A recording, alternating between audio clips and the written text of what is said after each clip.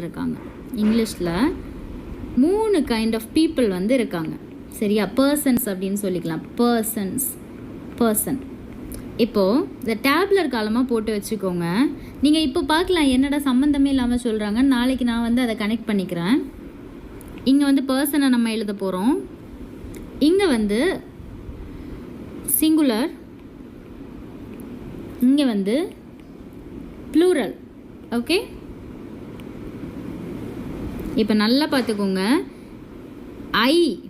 First person வந்து யார் அப்படின்னா, ஃபஸ்ட் பர்சன் சிங்குலர்னா முதல் மனிதன். நம்ம எல்லாருக்கும் முதல் மனுஷங்க யார்? நாம தான். கரெக்டா? அப்போ அப்படிங்கிறது நான். அதனால் ஃபஸ்ட் பர்சன் சிங்குலர். நான்னா ஒரு ஆள் தானே, அதனால் சிங்குலர். இப்போது ஃபஸ்ட் பர்சன் ப்ளூரல் யார்?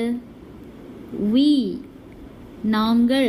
இவங்க கூட நிறைய பேர் நின்னாங்கன்னா நீங்கள் வந்து நாங்கள் அப்படின்னு சொல்லுவோம். இதெல்லாம் வந்து இங்கிலீஷில் ஃபஸ்ட் பர்சன் அப்படின்னு சொல்லுவாங்க. இதை ஐனா நான், வீனா நாங்கள். ஓகே, இதை மறக்கவே கூடாது, எப்போவுமே மறக்கக்கூடாது. அப்புறம் செகண்ட் பர்சன், ரெண்டாவது மனுஷங்க.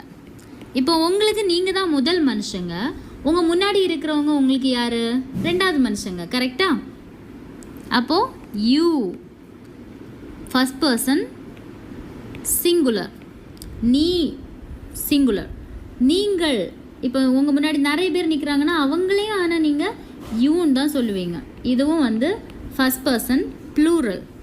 Sorry I'm really sorry, second person plural. Okay, பார்த்துக்கோங்க, மறக்கவே கூடாது, ரொம்ப important. Again third person. Okay, third person singular யாருன்னா, நீங்கள் நிற்கிறீங்க, உங்கள் முன்னாடி கொஞ்சம் பேர் நிற்கிறாங்க, அப்புறம் கொஞ்சம் தூரத்தில் இன்னொருத்தி இல்லை இன்னொருத்தன் நிற்கிறான். ஓகே, அவங்க யார்?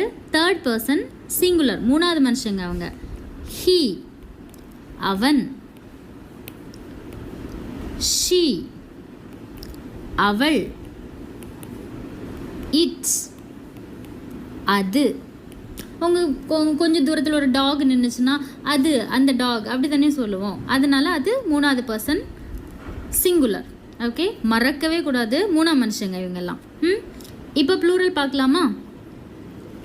தே, அவர்கள். இப்போது ஹீ அப்படின்னாலும் வந்து, இப்போ பசங்க வந்து கூட்டமாக நின்னாலும் அதை வந்து தேன்னு தான் சொல்லுவோம். பொண்ணுங்க கூட்டமாக இருந்தாலும் தேன்னு தான் சொல்லுவோம். இல்லை நாயெல்லாம் நிறைய கூட்டமாக இருந்து, பூனையெல்லாம் நிறைய கூட்டமாக இருக்குது, சிங்கம்லாம் நிறைய கூட்டமாக இருக்குனாலும் அதையும் வந்து அவங்க அப்படி தான் சொல்லுவோம், தே, அதுங்க அப்படின்னு சொல்லுவோம். ஸோ எல்லாமே வந்து தே தான்.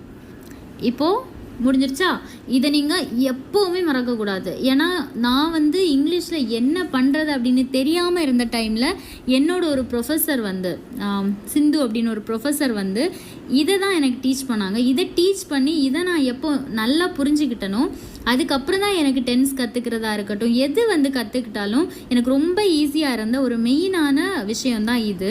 அதனால் இதை நீங்கள் சுத்தமாக மறக்கவே கூடாது, எப்போவுமே ஞாபகம் இருக்கணும். ரொம்ப ஸ்ட்ரெஸ் பண்ணி சொல்கிறேன், please don't forget it. Okay, இதெல்லாம் மறக்கக்கூடாது, எழுதி வச்சுக்கோங்க.